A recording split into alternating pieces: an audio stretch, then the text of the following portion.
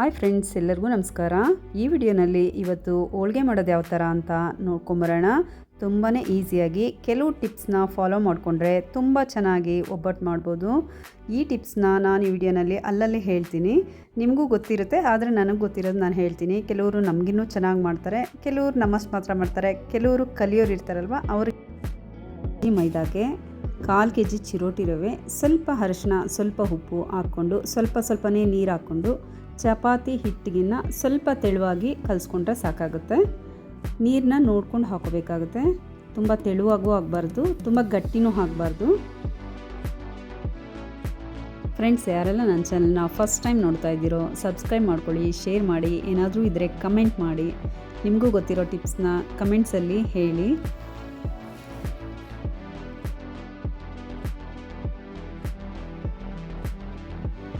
ತುಂಬ ನೀಟಾಗಿ ಕಲಿಸ್ಕೊಂಡಾಗ ಅದು ಒಂದು ಹದಕ್ಕೆ ಬರುತ್ತೆ ನೋಡಿ. ಅಷ್ಟು ತೆಳ್ಳಕ್ಕಿದ್ರೆ ಸಾಕಾಗುತ್ತೆ. ಒಂದು ಸ್ವಲ್ಪ ನೀರು ಹಾಕ್ಕೊಳ್ತಾ ಇದ್ದೀನಿ ಈಗ ನೋಡಿ. ಈ ಹದಕ್ಕಾದರೆ ಸಾಕಾಗುತ್ತೆ ಹಿಟ್ಟು. ಈಗ ನಾನು ಇಲ್ಲಿ ಎಣ್ಣೆ ಹಾಕಲ್ಲ, ಇದೇ ನಾನು ಹೇಳಿದ ಟಿಪ್ಸ್. ಇದು ಸ್ವಲ್ಪ ಹೊತ್ತು ಹಾಗೆ ನೆನೆಯೋದಕ್ಕೆ ಬಿಡಬೇಕು, ಯಾಕಂದರೆ ಚಿರೋಟಿ ರವೆ ಹಾಕಿರೋದ್ರಿಂದ ಅದು ಸ್ವಲ್ಪ ಹೊತ್ತು ಹಾಗೆ ನೆಂದರೆ ತುಂಬ ಚೆನ್ನಾಗಿ ನಾರು ಬರುತ್ತೆ. ಅಷ್ಟರಲ್ಲಿ ಬೇಳೆ ಬೇಯಿಸ್ಕೊಳ್ಳೋಣ. ಕಣಕನ ಒಂದು 20 ನಿಮಿಷ ನೆನೆಯೋದಕ್ಕೆ ಇಟ್ಟಿರ್ತೀನಿ. 20 ನಿಮಿಷದಲ್ಲಿ ನಾನಿಲ್ಲಿ ಬೇಳೆ ಬೇಯಿಸ್ಕೊಳ್ತೀನಿ. ಬೇಳೆಗೆ ಸ್ವಲ್ಪ ಎಣ್ಣೆ, ಸ್ವಲ್ಪ ಅರಿಶಿಣ ಹಾಕ್ಕೊಂಡ್ರೆ ಬೇಗ ಬೇಯುತ್ತೆ. ಒಂದು 20 ನಿಮಿಷ ಬೇಕಾಗುತ್ತೆ ಬೇಳೆ ಬೇಯೋದಕ್ಕೆ. ಅಷ್ಟರಲ್ಲಿ ಕಣಕನೂ ನೆಂದಿರುತ್ತೆ. ಈಗ 20 ನಿಮಿಷ ಆಗಿದೆ. ಕೈಗೆ ಎಣ್ಣೆ ಸವರ್ಕೊಂಡು ಅದನ್ನೆಲ್ಲ ಒಂದು ಕಡೆಯಿಂದ ತೆಗೆದ್ರೆ ತುಂಬ ನಾರು ಬಂದಿರುತ್ತೆ. ಈಗ ಚೆನ್ನಾಗಿ ನೆಂದಿರುತ್ತೆ, ರವೆ ಎಲ್ಲ ಹರಡ್ಕೊಂಡಿರುತ್ತೆ.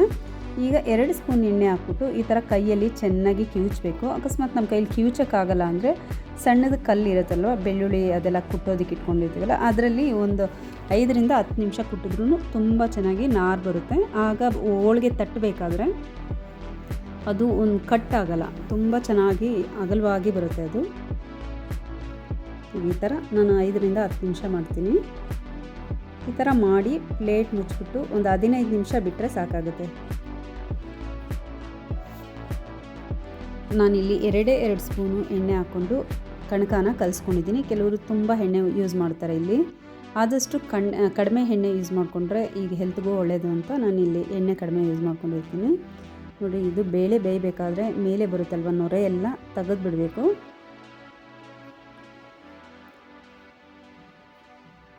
ಇಪ್ಪತ್ತು ನಿಮಿಷಕ್ಕೆಲ್ಲ ಬೇಳೆ ಬೇಯುತ್ತೆ. ಅದೇ ಥರ ಬೇಯಿಸ್ಕೊಂಡ್ರೆ ಈಗ ಬೇಳೆ ಬೆಂದಿದೆ. ಬೆಲ್ಲದಲ್ಲಿ ಕಲ್ಲು ಏನಾದರೂ ಇರುತ್ತೆ ಅಂತ ಕರಗಿಸ್ಕೊಳ್ತೀನಿ. ಸ್ವಲ್ಪ ನೀರು ಹಾಕಿ ಇಲ್ಲಿ ಬೆಲ್ಲ ನಾನು ಅರ್ಧ kgಗಿನ ಇನ್ನು ಸ್ವಲ್ಪ ಜಾಸ್ತಿ, 3/4 kgಗಿನ ಇನ್ನು ಸ್ವಲ್ಪ ಕಡಿಮೆ ತೊಗೊಂಡಿರ್ತೀನಿ ನೋಡಿ. ಇದೆಲ್ಲ ನೀರು ಬಿಟ್ಕೊಂಡಿದೆ. ಬೇಳೆಗೆ ಬಗ್ಗಿಸ್ಕೊಳ್ಳೋಣ. ಬೇಳೆಯಲ್ಲಿರೋ ನೀರನ್ನೆಲ್ಲ ತೆಗೆದಿದ್ದೀನಿ. ಅದನ್ನು ಹಾಕಿ ಮತ್ತು 1 ಕಾಯಿ ಹಾಕ್ಕೊಂಡಿರ್ತೀನಿ. ಸ್ವಲ್ಪ ಏಲಕ್ಕಿ ನಾನು ಪೌಡ್ರ್ ಹಾಕ್ಕೊಂಡಿರ್ತೀನಿ ಇಲ್ಲಿ. ಅದನ್ನು ಹಾಕ್ಕೊಂಡು ಬೆಲ್ಲದ ನೀರು ಜೊತೆ ಸ್ವಲ್ಪ ಹೊತ್ತು ಚೆನ್ನಾಗಿ ಕುದಿಯೋಕ್ಕೆ ಬಿಡಬೇಕು. ಅದು ನೀರು ಅನಿಸುತ್ತೆ, ಆದರೆ ನೀರಾಗಲ್ಲ, ಅದು ರುಬ್ಬೋದಷ್ಟೊತ್ತಿಗೆ ಸರಿ ಹೋಗುತ್ತದು. ಬೇಯಿಸಿರೋ ಬೇಳೆನ ಆರಿಸ್ಬಿಟ್ಟು ಗ್ರೈಂಡರ್ಗೆ ಹಾಕಿ ರುಬ್ಬಿ ಇಟ್ಕೊಂಡಿದ್ದೀನಿ. ಕಣಕನೂ ರೆಡಿಯಾಗಿದೆ. ಈಗ ಒಬ್ಬಟ್ಟು ಮಾಡಬೇಕಾಗುತ್ತೆ ನೋಡಿ. ಎಷ್ಟು ನೀಟಾಗಿ ಬಂದಿದೆ ನೋಡಿ ಕಣಕ. ಹೂರ್ಣ ಸಹ ರೆಡಿಯಾಗಿದೆ. ಫಸ್ಟು ಒಂದು 10 ಉಂಡೆ ಮಾಡಿ ಇಟ್ಕೊಂಬಿಟ್ಟು ಆಮೇಲೆ ಒಬ್ಬಟ್ಟು ಮಾಡೋಣ.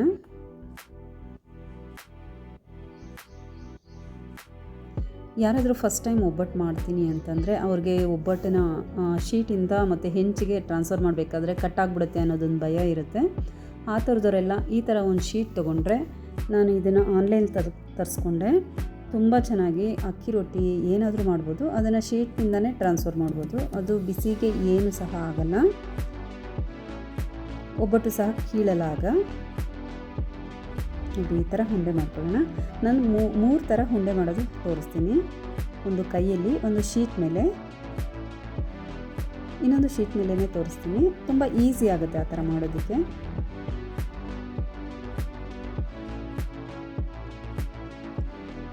ತುಂಬ ದಿನ ಗ್ಯಾಪ್ ತೊಗೊಂಡು ಹೋಳಿಗೆ ಮಾಡೋದ್ರಿಂದ ಫಸ್ಟು 1-2 ಕೀಳುತ್ತೆ, ಆಮೇಲೆ ಸರಿ ಹೋಗ್ಬಿಡುತ್ತೆ.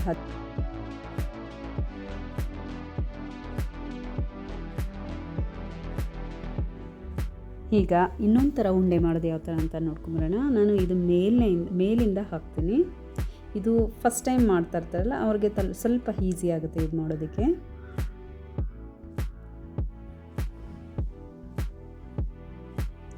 ಎಕ್ಸ್ಟ್ರಾನೆಲ್ಲ ತೆಗೆದುಬಿಡೋದು. ಮತ್ತು ನಾವು ಇದನ್ನು ಉಂಡೆ ಮಾಡಿದ ತಕ್ಷಣ ನಾವು ತಟ್ಟಬಾರ್ದು. ಒಂದು ಉಂಡೆ ಮಾಡಿ ಇನ್ನೊಂದು ಉಂಡೆ ಮಾಡಿಟ್ಬಿಟ್ಟು ಆ ಮೊದಲು ಉಂಡೆನೆತ್ತಿ ನಾವು ಹೋಳಿಗೆ ಮಾಡಿದಾಗ ತುಂಬ ಚೆನ್ನಾಗಿ ನೀಟಾಗಿ ಬರುತ್ತದು. ಮಾಡಿದ ತಕ್ಷಣ ತಟ್ಟಿದ್ರೆ ಅದು ಸ್ವಲ್ಪ ಕೀಳೋ ಚಾನ್ಸಸ್ ಇರುತ್ತೆ. ಇದ್ರ ಮೇಲೆ ಕವರ್ ಹಾಕಿ ಆದರೂ ತಟ್ಬೋದು, ಇದೇ ಥರ ಕೈಯಲ್ಲಾದರೂ ತಟ್ಬೋದು. ಯಾವುದು ಈಸಿ ಆಗುತ್ತೋ ಅದನ್ನು ಮಾಡ್ಬೋದು. ನಾನಿಲ್ಲಿ ಕೈಯಲ್ಲೇ ಮಾಡ್ತೀನಿ. ಅಕಸ್ಮಾತ್ ಆಚೆ ಏನಾದರೂ ಹಿಟ್ಟು ಬಂದಿದೆ ಅಂತಂದರೆ ಅದನ್ನು ಎಕ್ಸ್ಟ್ರಾ ಫೋಲ್ಡನ್ನು ಒಳಗಡೆಗೆ ಮಡಚಿ ಹಾಕೋಬೋದು. ಎಷ್ಟು ತೆಳ್ಳಕ್ಕೆ ಬೇಕಾದರೂ ಮಾಡ್ಕೋಬೋದು.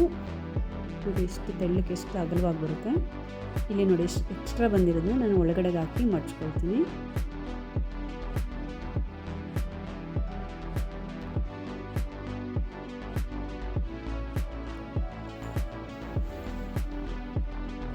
ಪ್ರತಿ ಒಬ್ಬಟ್ಟಿಗೂ ಕೆಳಗಡೆ ಎಣ್ಣೆ ಹಾಕಿನೇ ಹಾಕಬೇಕು. ಆವಾಗ ಕಲರು ಈ ಥರ ಸ್ಪಾಟ್ಸ್ ಬರುತ್ತೆ, ಬ್ಲ್ಯಾಕ್ ಸ್ಪಾಟ್ಸು. ಹೋಳಿಗೆಯಲ್ಲಿ ಮೇಲೆ ಬ್ಲ್ಯಾಕ್ ಸ್ಪಾಟ್ಸ್ ಬಂದರೆ ತುಂಬ ಚೆನ್ನಾಗಿರುತ್ತೆ. ಈ ಥರ ಸುಟ್ಟಂಗಿದ್ರೆ ತುಂಬ ಚೆನ್ನಾಗಿರುತ್ತೆ ತಿನ್ನೋದಕ್ಕೆ. ಅದಕ್ಕೆ ಫಸ್ಟ್ ಎಣ್ಣೆ ಹಾಕಬೇಕಾಗುತ್ತೆ. ಈ ಥರ ಬರುತ್ತಾಗ ತುಂಬ ಚೆನ್ನಾಗಿ ಬಂದಿದೆ. Thanks for watching.